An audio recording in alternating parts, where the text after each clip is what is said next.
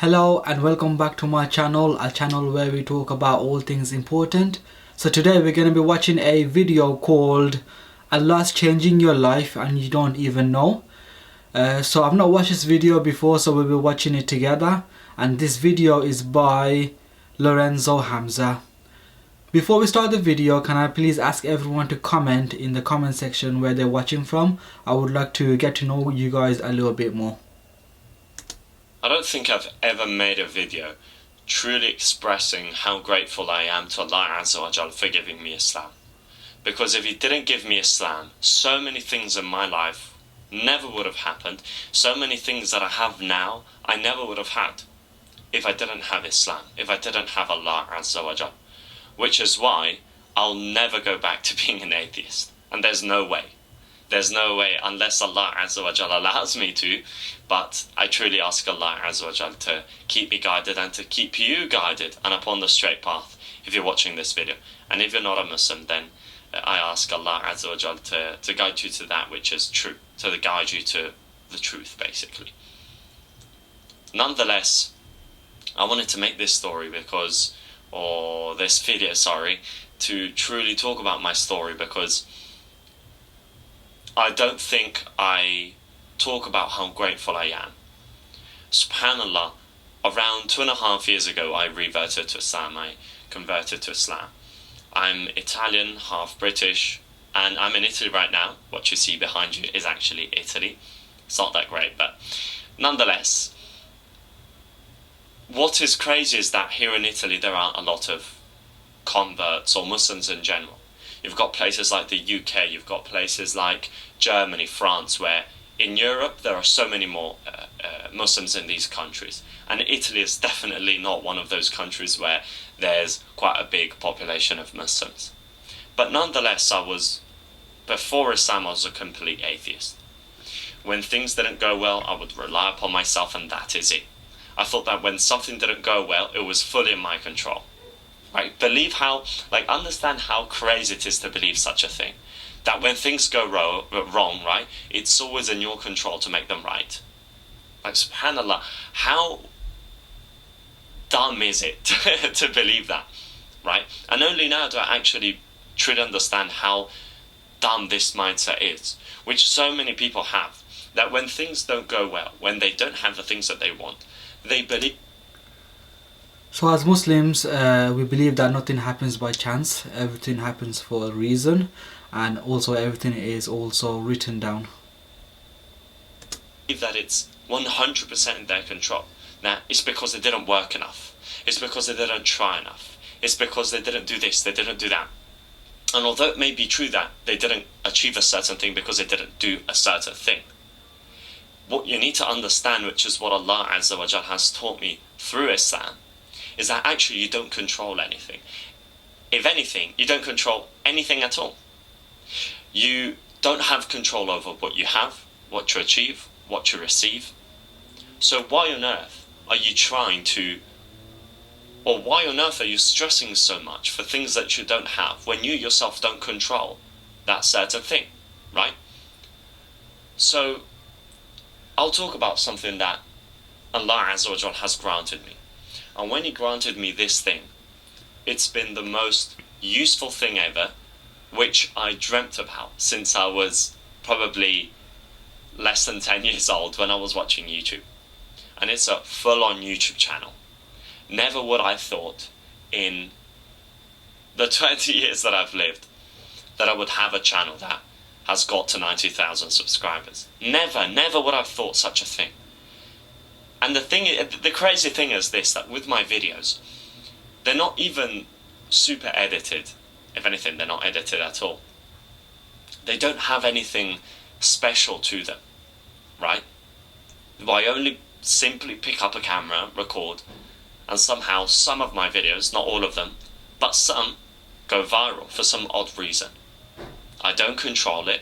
I simply make a video, and I post about it. I put a good background, and it simply works. But subhanAllah, I don't want to claim that I have found the key to YouTube success. But definitely before this YouTube channel, I have tried many times to do something on social media. But never it worked. I never could find a way to make this YouTube thing work, to make this social media work. Instagram.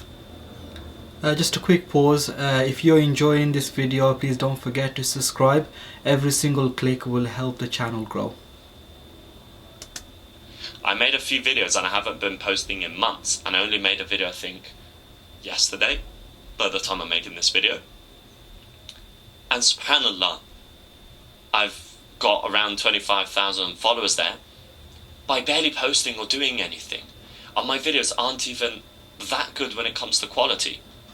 And so I keep asking myself, and when I saw my YouTube success, especially my YouTube success, I thought to myself, wow, I truly don't control anything of what I want to have, what I want to achieve, and how things work out.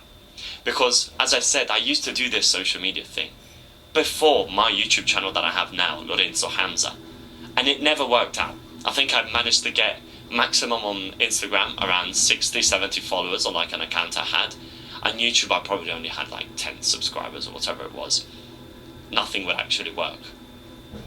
But subhanAllah, as soon as I accepted Islam and I decided to change the intention I had behind what I was doing on social media and doing it for a bigger cause, for a better cause, for God, for Allah Azza wa Jal, I simply achieved what I always thought was unachievable. And I'm not here to try and say that, oh, look at me, look how lucky I am. No. I'm here to say that when you make things right, when you're upon the truth, when things, you don't even try, and Allah Azza wa Jal. Listening to him is very motivating. I mean, I've got a very small channel myself, so watching him is very motivating at the moment. Loves you, or when Allah Azza wa Jal wants to bestow something good upon you, right? He will, but you first need to take a step towards Him. You're wondering why things keep not working well. You wonder why you feel that there's a void in you, right? And what I mean, by the way, by things not working, I'm not talking about business, because you can absolutely be a billionaire while being an atheist. Look at Elon Musk, right, or whoever it may be that's an atheist today that's a billionaire. But what I am saying is that you've definitely got a void in you. You probably have a void inside you that you're trying to fill, but you just have no clue how to. And I'm telling you that I had that void as well. And even now that I'm a Muslim, I sometimes get this void. But what we truly need to understand is that it's only when you worship one God, it's only when you go back to God, the one who created you in the first place, that you're truly going to feel this void filling up. The more you talk about Him, the more you talk about what He's done for you, the more you are grateful to Him, the more this void of yours is going to fill up. And that's the truth. There's so many people who testify to this.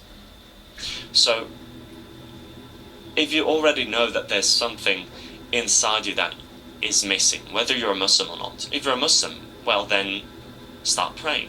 Are you already praying? Start doing something for Allah. Start spending in the way of Allah. Start a project for the sake of Allah, right? To change the world, to make an impact on the world. Don't just sit at home and scroll on TikTok 15 hours a day, right? And if you're not a Muslim, then absolutely, if learning about Islam is something that is interesting to you, then absolutely do so. I highly advise it. It literally changed my life in so many ways. Why would I not advise it to someone?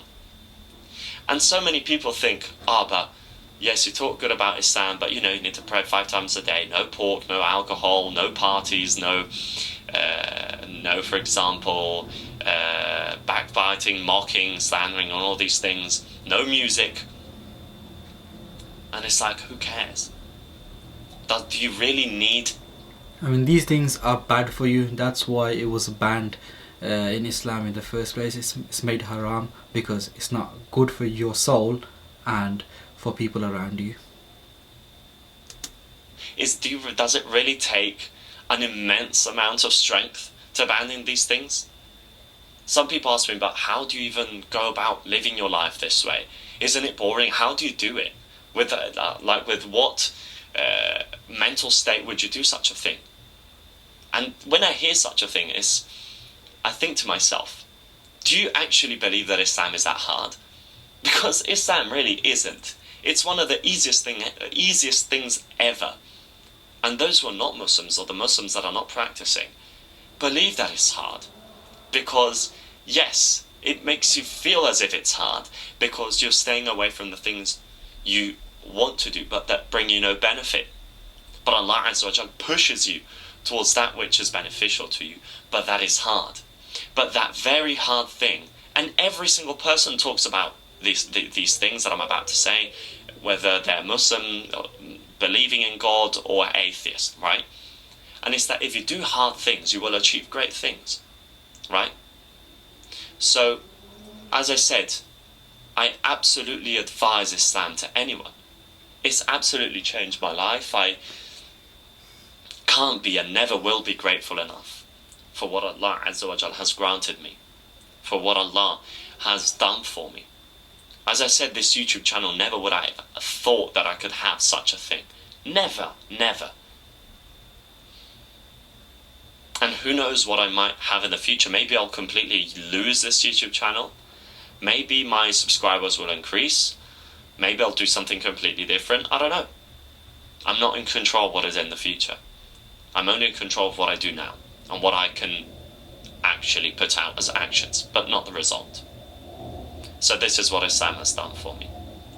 It's changed me in ways that I never thought were possible, and my mental state, something else. It's so much better now. Alhamdulillah.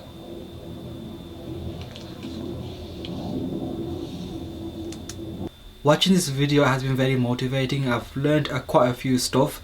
He talks about a lot of his experience as a revert. He also talks about his channel as well, how his channel was very small when he was a non-Muslim, and after he started talking about Islam, his channel grew a lot. So I'm in a very similar situation myself, where my channel is very small, and I intend to spread all about Islam in the hope that the message gets across. So what do you think of the video? Let me know in the comment section, and also don't forget to comment where you're watching from. Other than that, I will see you on the next video.